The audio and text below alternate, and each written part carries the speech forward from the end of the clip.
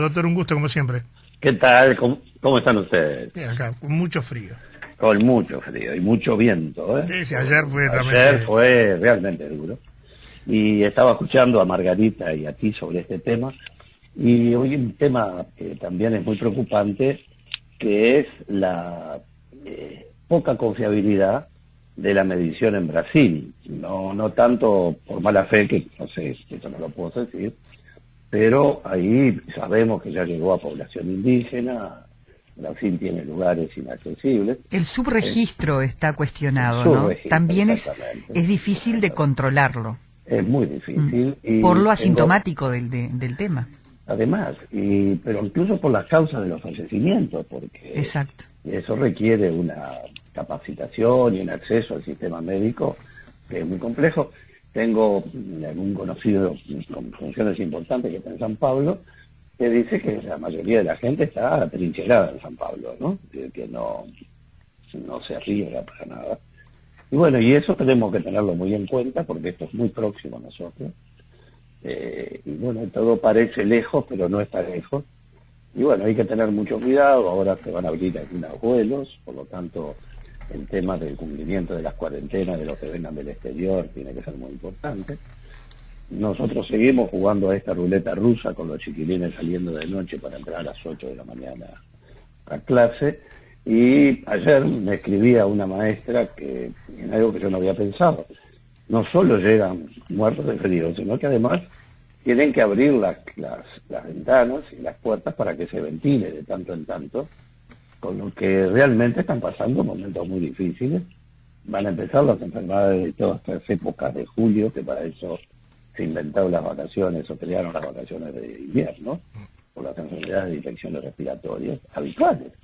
Y bueno, y sumado a eso, ventilarlos, y en esta época normalmente nunca hay clases para evitar eso, de hace décadas. Bueno, no entiendo el apuro, tampoco veo que sea un mérito ser los primeros de América, porque si fuera la Copa América me gustaría más. Claro. No veo si esto es un mérito o es un riesgo asumido sin explicaciones suficientes. Yo quisiera saber cuál es la especulación o la medición o la previsión epidemiológica hecha por el comité científico, porque todo esto se evalúa en todos los informes científicos en cualquier parte, y a mí me parece que aquí hay dos cosas. Falta informar estas evaluaciones de riesgo, y veo una omisión en el Parlamento, tanto de gobierno como de oposición, más todavía, en las comisiones de salud respectivas, que tenemos el único país que yo sepa, pues capaz que lo están haciendo y yo no lo sé, pero no he visto noticias de que la Comisión de Salud Pública de cada Cámara haya tenido sobre esto un trabajo integrado de apoyo y seguimiento y contralor de las políticas en esta materia, que le hace muy bien al país y le hace muy bien al sistema, y es una forma también de tener tensa la cuerda en un tema donde está la vida de la gente en juego. En fin, yo sigo creyendo que es un error enorme. Acá en Montevideo los chiquilines salen a clase y van en ómnibus a la misma hora pico que va la gente a trabajar. Sí. Y bueno, realmente es complicado. Y lo malo es que se piensa, yo sé que nadie lo piensa, pero parecería, no debieran por lo menos, que estas cosas uno las regula, ¿no? Que una epidemia uno la paga, la prende, la regula, le da más volumen, menos volumen, como si fuera un grifo de agua, digo, ¿no? Esto es donde ustedes lo vivieron. Cuando se expande, y hay que tener muchísimo cuidado. Y teniendo todo el sistema ceibal, todo el sistema de teleinformación y teleeducación, como estaba funcionando, uno se pregunta, con todo el problema que es eso, uno comprende, pero si empiezan ahora, la semana que viene, la otra, las habituales enfermedades bronquiales, respiratorias, gripes, cosas raras, los padres cuando los chiquilines tengan fiebre o algo por el estilo, se van a volver locos. Los abuelos nos volveremos 2 veces más locos. En fin, me parece que esto es una jugada demasiado riesgosa, y lo peor que hay en política. La política es oportunidad y conveniencia. La medida tiene que ser tomada a tiempo y ser buena. Bueno, yo creo que esto ni es bueno ni es a tiempo. Doctor. Sí, por supuesto. No, un temita, porque tú hablabas del pasar de error Y yo no quiero dejar pasar la oportunidad de hablar de la confirmación del error que cometió el actual director de la Oficina de Servicio Civil cuando manejó los números totalmente fuera de lo normal, ¿verdad? Del tema de los maestros, cosa que tú aclaraste, pero que después él tuvo que salir a corregir. ¿Querés hablar algo al respecto? Más que querer, porque además fue tan oportuna la posición tuya de Margarita que ahí sobre la marcha, me preguntaron. Sí, realmente era evidente que, primero, ese tipo de datos solo se pueden dar cuando uno tiene una confirmación absoluta, ¿no? Es decir, son datos demasiado explosivos y sobre todo, que por supuesto que de buena fe, pero el error es el error y las consecuencias son las consecuencias, ese es el problema, ¿verdad? El segundo elemento grave es que afecta mucho a todo un colectivo docente que pasa de estar en la trinchera a sentirse juzgado y todavía injustamente, ¿verdad? Porque y la tercera, que ese día yo quise ser muy cuidadoso y ahora también, en el 2018, ese tema es verdad, les cuento cortito porque es interesante saber. Una persona que trabaja en un empleo público se enferma, cualquier enfermedad permanente. Y esa enfermedad depende de la tarea que hacía esa persona, queda impedido de trabajar. Es un cirujano y pierde un brazo, por ejemplo. Bueno, allí el organismo dice, bueno, esta persona no puede seguir trabajando en salud pública. Muy bien, se hace una junta médica y se le da de baja porque entró en ineptitud. Y uno dice, bueno, ahora se va al BPS y se jubila. Pero no, cuando va al BPS, el BPS tiene otro criterio, que es evaluar si hay capacidades remanentes. O sea, que por más que pobre le falte un brazo, sigue pudiendo hacer montones de actividades. Entonces dice, no, esta persona yo no la puedo jubilar, no servirá para allá, pero yo no la puedo jubilar. Y ahí entonces el empleado público queda destituido de donde estaba, el BPS le paga una compensación en meses igual al tiempo trabajado en años, si trabajó 10 años le paga 10 meses, y después queda en la calle sin cobertura, un disparate gigantesco. Cuando detectamos ese asunto, hicimos, como decía Gali, el director del BPS, el presidente del BPS, el artículo más largo que se conoce en una ley presupuestal. Bueno, el artículo 7º de esa ley de revisión de cuentas de la 18, creamos un mecanismo muy sofisticado en cuanto a su complejidad, pero que en términos ya no significa ese mismo hombre que perdió ese brazo, que ya no puede trabajar en salud pública. Bueno, entonces cuando va al BPS y le dice no, porque usted sigue teniendo capacidad para trabajar en otras cosas, no lo voy a jubilar por incapacidad. Bueno, en ese caso, entonces, el organismo tiene primero que ver si lo puede reubicar en otras áreas dentro del propio salud pública, en otro trabajo. Y si no le encuentra trabajo, entonces se lo envía a Servicio Civil, y Servicio Civil se ocupa en todo el Estado de encontrarle una función, salvo que se encuentre con que la enfermedad es de tal magnitud que no, que es muy difícil, porque si ya no puede hacer nada de nada, lo van a jubilar. O sea que se rescata a una persona que además tiene el segundo absurdo. Nosotros tenemos una preciosa ley que le da una cuota del 4% a los discapacitados para ingresos. Entonces, si se enferma y queda discapacitado, lo echamos.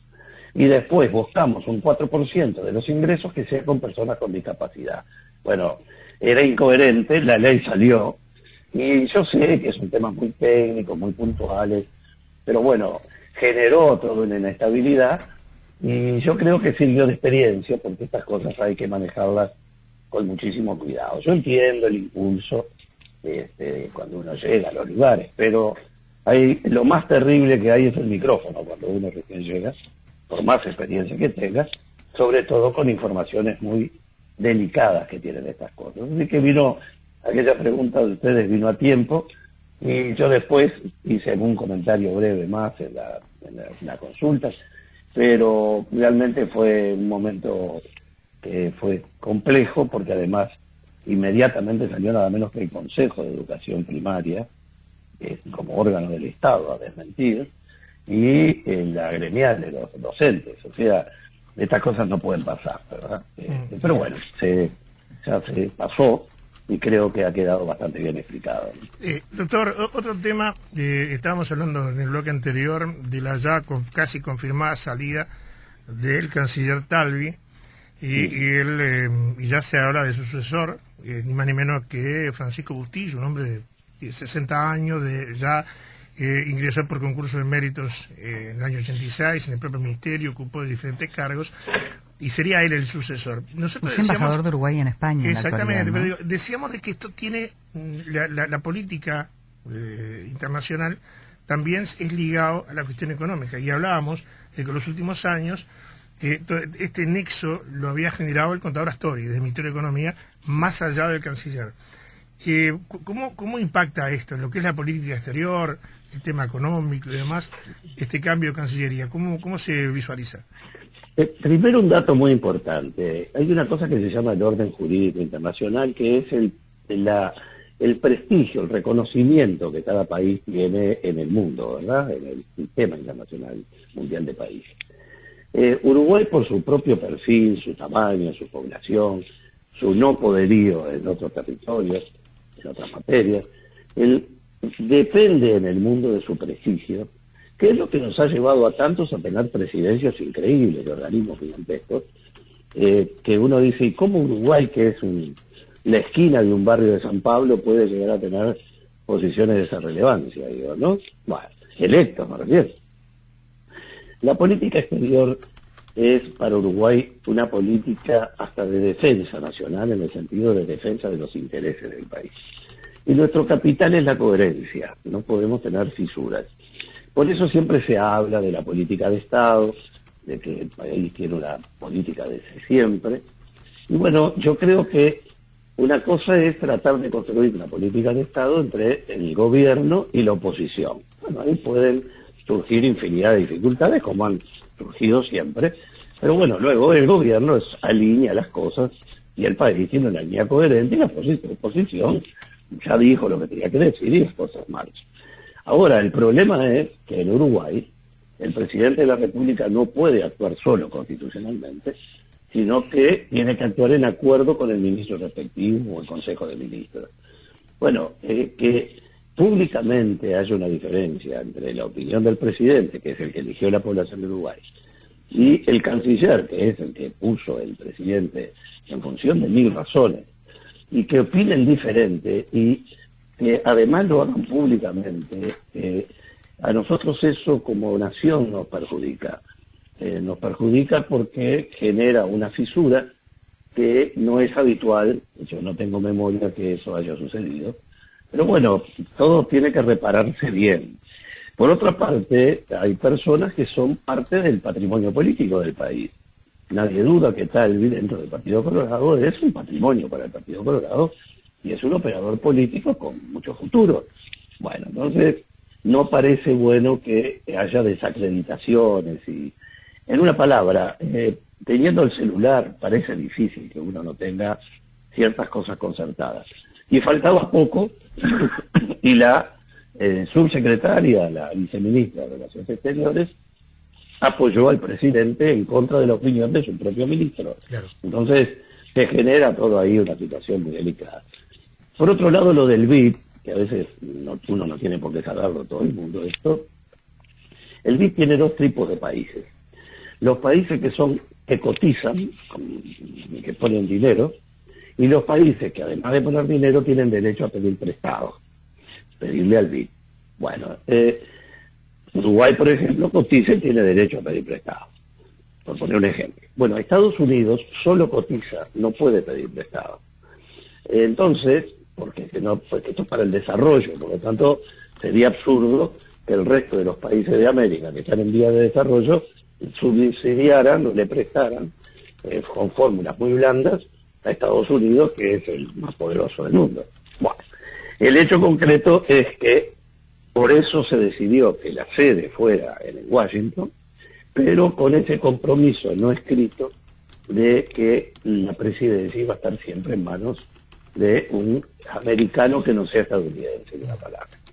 Bueno, esto es romper ese principio, pero bueno, Trump nos tiene acostumbrados a estas cosas, rompió con la Organización Mundial de la Salud en plena pandemia, digo, por lo tanto, no podemos opinar sobre este tipo de conducta. Lo que sí tenemos el derecho de tener claro de que estas cosas serían buenos que no pasaran entre nosotros. Y ahora saldrá el Talvi, que supongo que va a ocupar su banca, no sé, y sería lo lógico. Creo que le haría bien al país que él estuviera en la primera línea del Senado. Y por otro lado viene Bustillo, que al que conocemos muy bien, es más allá de ser de carrera o no, es una excelente persona para la función, es de mucha confianza del presidente, por lo tanto le va a decir las cosas como son, sin especulaciones, sin tener juegos políticos en el medio. Hay funciones que son muy difíciles para darlas a gente que no forma parte del riñón del pensamiento del presidente. Por eso lo que digo siempre, Uruguay va a pagar durante bastante tiempo el precio de tener una coalición de gobierno que nació como una coalición electoral. Las coaliciones de gobierno son siempre difíciles, a mí me tocó administrar una, pero es una coalición de gobierno que se hizo después de ganar la elección. Ahora, juntar posiciones asimétricas y a veces contradictorias puede ser dar un gran resultado electoral y ganar por el 1 y 5%, pero luego eso que fue por ganar hay que ponerlo a trabajar sincronizadamente en un gobierno y luego soportar lo que viene ya dentro de un par de años en este país, que vive de preparación de campaña en campaña, y sobre todo después de ver cómo quedan redistribuidas las cartas después de las elecciones departamentales próximas. Por lo tanto, además ustedes lo decían también, ¿no? Es decir, pensar que una estructura pequeñísima que ni vida tiene, porque es una estructura molecular con ADN y un poquito de grasa, rompió hasta los sistemas electorales, ¿no? El próximo intendente va a tener un periodo muchísimo más corto, por ejemplo, ¿no? Bueno, pero así estamos. El hecho concreto, volviendo al tema, es que Uruguay debe cuidar mucho no caer en estos errores. Por supuesto que el presidente lo saben todos, no estoy diciendo nada que nadie sepa, pero estas cosas hay que prevenirlas y hay unas cosas que tienen que manejarse internamente. Yo sí quiero datos de cuál es el cálculo epidemiológico de riesgo sobre este tema de coronavirus y los chiquilines de escuelas y liceos. Pero de esto otro, que se sienten y hablen los líderes políticos y digan, bueno, eso es muy importante. Y además quedamos en una posición muy crítica porque los otros candidatos son de mucho peso, estamos hablando de Fernando Enrique Cardoso, de Lago, gente de muchísimo peso, de gran prestigio personal, por supuesto, y que, bueno, ahora ganará uno, ganará el otro, pero, bueno, esas son opciones que hay que mirarlas con cuidado, decirle que no a Estados Unidos, todo el mundo sabe que no es fácil, pero también todo se puede razonar y todo se puede hablar, y sobre todo salir con una posición unificada, ¿no? Doctor, para ir cerrando, hace un tiempo atrás tú hablabas de la posibilidad de préstamos especiales para poder atender la emergencia económica que surge indefectiblemente de toda esta situación que estamos manejando. Y bueno, se está accediendo a esos préstamos. El tema es cómo volcarlos a los sectores que han sido perjudicados por todo esto y que van a seguir con un perjuicio para más adelante. Sí, en realidad eso nos tiene muy contentos, porque desde que algún amigo me contó que iban a salir estos créditos que habían apostado saliendo del grupo de G20, un poco les conté que era distinto al de 2008, que ahora se iba a hacer a través de los organismos multilaterales, como es el Fondo, el Banco Mundial, etcétera, para monitorear que ese dinero, que viene en condiciones muy blandas, algunos tienen hasta 7 años de gracia para comenzar a pagar la devolución del dinero, algunos vienen casi sin intereses, o sin interés. Bueno, nos parecía que Uruguay tenía que echar mano rápidamente a eso y pedir 2 o 3 mil millones de dólares, con lo cual para el Producto Bruto nuestro no nos afecta en la medida de la calificadora de riesgo primero, y segundo, porque a Colombia le están prestando 10.400 millones primero y ahora van otra partida enorme, a Perú le dieron 14 mil millones de dólares, y nosotros con ese dinero nos daba para poder pagar un salario mínimo nacional a la gente que está con dificultades, totales o complementarias, y mantenemos la rueda del consumo, que para eso está creado este fondo, más que nada. Y por otro lado, líneas de crédito también blandas, porque si uno lo recibe blando, ¿para qué lo va a prestar duro? Aún le queda, puede cobrar un poco de interés incluso, para las empresas. Y ahí, a mí, la verdad, no hago distinción entre empresas muy grandes y empresas muy pequeñas. Hago distinción en que la obligación de que recibe ese crédito es no hacer reestructuras con reducción de personal. Acá se llegó a hablar de la suspensión de los despidos y todo lo demás. Eso es muy difícil si la empresa no tiene recursos. Claro. Ahora, si se dan préstamos de condiciones muy favorables para que la máquina funcione, el día siguiente a que todo esto se va levantando, el hecho de que la empresa cuente con líneas de crédito favorables, con 7 años de gracia, y esté obligado a no despedirme a nadie, porque así la gente mantiene lo principal, que es su trabajo. Y con todo esto es lo que ya sabemos, que se mantiene la rueda del consumo interno, pequeño o grande, que mantiene funcionando todo, y nos saca de encima un enorme problema. En conclusión, me gustaría que fuera más completo, porque lo creo imprescindible, sinceramente, es lo que están haciendo en todas partes, no es un invento, ¿no? Pero por lo menos sí reconozco que felizmente es coincidente con lo que hemos dicho en solitario desde el primer día, ¿no?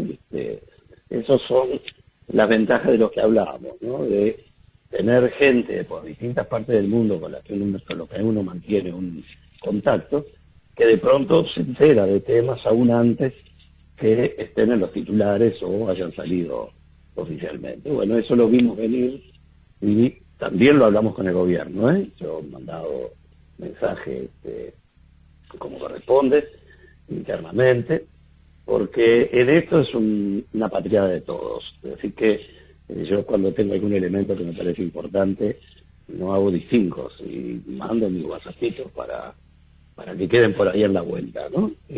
A quien tiene que tenerlos.